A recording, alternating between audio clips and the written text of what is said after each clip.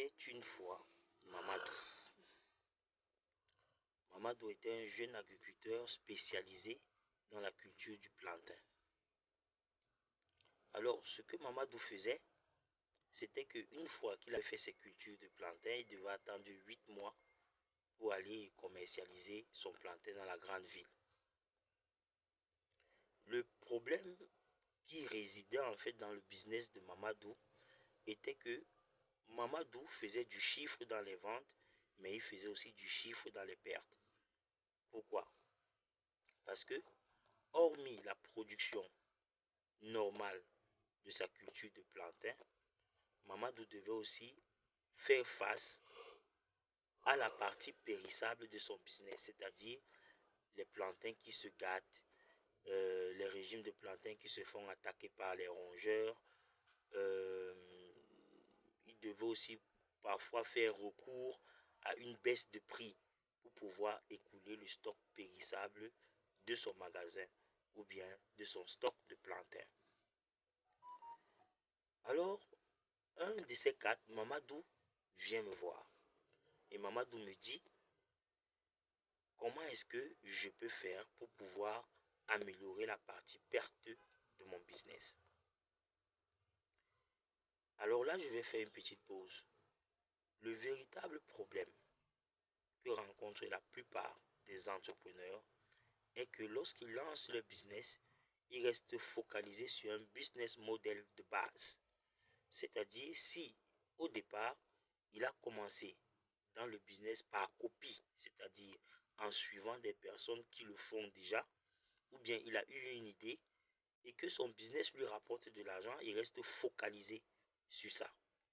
Il ne pense pas à revoir le business model. Vous savez, le business model est en fait comme votre marketing ou bien comme la partie digitale de votre business. Vous devez y apporter des améliorations au fur et à mesure que votre business grandit. Alors, quand Mamadou est venu me voir, j'ai répondu à Mamadou ceci. Ce qu'il faut premièrement faire, c'est de revoir ton business model, c'est-à-dire changer ta façon de faire, changer ta façon d'entreprendre. Il m'a donc demandé comment est-ce que, en changeant cette façon de faire, bien cette façon d'entreprendre, ça va améliorer son chiffre d'affaires, réduire ses pertes, afin qu'il évite toutes sortes de désagréments qui pourraient nuire à son business.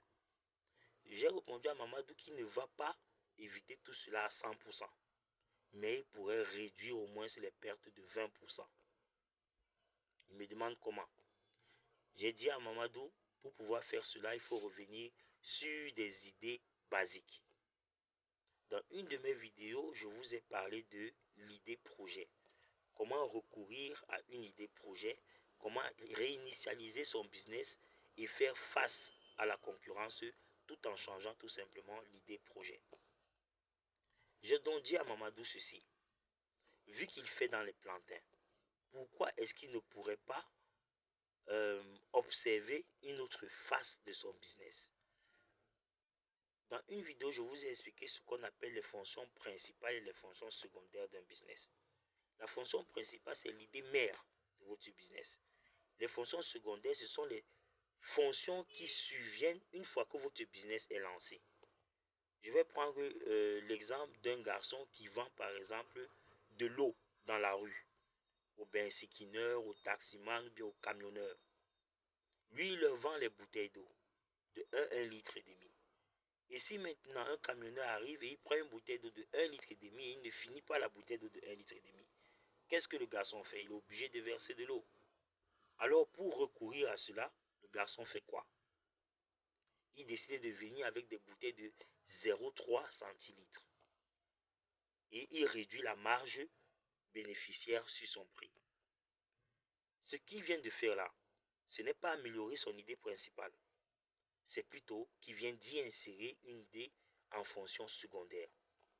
Dans le cas de Mamadou, Mamadou qui fait dans le plantain, nous savons par exemple que Mamadou, lui, il m'a fait comprendre que pour que son plantain, bref, son plantain a besoin de 3 semaines pour atteindre la phase périssable.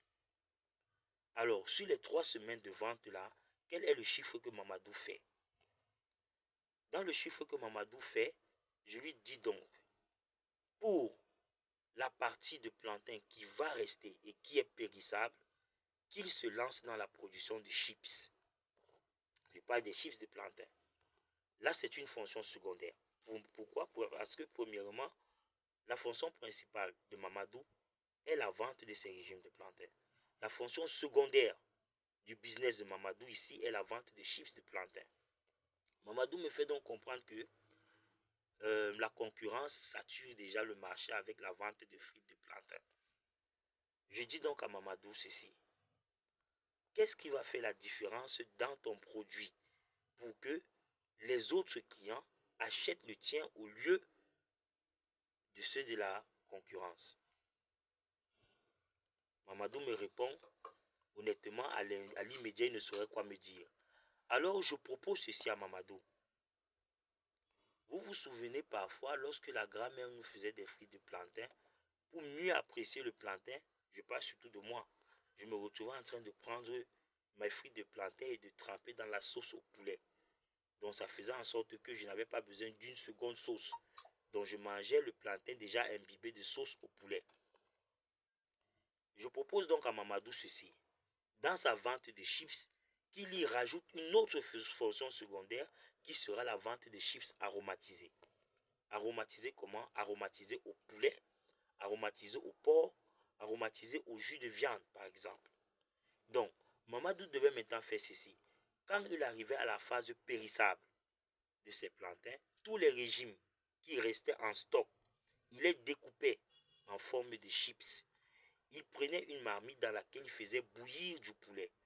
C'est vrai que c'était un rajout dans son business plan, mais qui devait être nécessaire à son business model. L'eau de cuisson de son poulet, il mettait cela à part. Et il trempait les frites de plantain à l'intérieur. Il faisait idem pour la sauce, idem pour l'eau de cuisson du porc, idem pour l'eau de cuisson de la viande. Mamadou laissait donc mijoter, dormir le plantain, laissait donc le plantain dans cette eau de cuisson de viande, de porc ou de poulet pendant 1 à 2 heures de temps. Une fois que c'est fait, Mamadou prenait ce plantain et il le faisait frire maintenant. C'est un nouveau goût à son plantain. Ce n'était plus le plantain, ce n'était plus la frite de plantain comme tout le monde fait. Mais là maintenant, ça devenait de la frite de plantain aromatisée, soit au poulet, soit au porc, soit à la viande.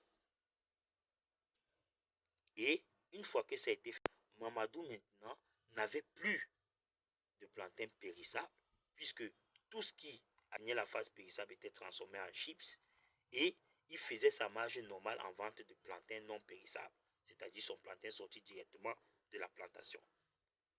Donc là, qu'est-ce qu'il faut retenir à partir de la petite histoire de Mamadou? C'est que dans tout business, il y a une phase où il faudrait que vous revoyez votre business model, obligatoire. Sinon, votre business meurt.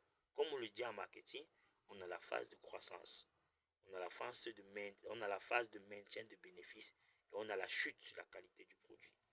Donc, pour éviter cette chute sur la qualité du produit et reprendre une nouvelle phase de croissance sur le maintien des bénéfices, il faudrait revoir votre business model. Du coup, lorsque vous faites votre business plan, établissez votre business plan sur 6 mois, après 1 an, après 1 année et demie, après 2 ans. Et à chacune des phases de modification, d'évolution de votre business, revoyez votre business model.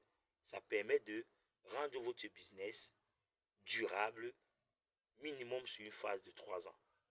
Et ça vous permet, sur cette phase de 3 ans, de mieux apprécier le chiffre réalisé, les pertes réalisées et le carnet d'adresse réalisé. Merci.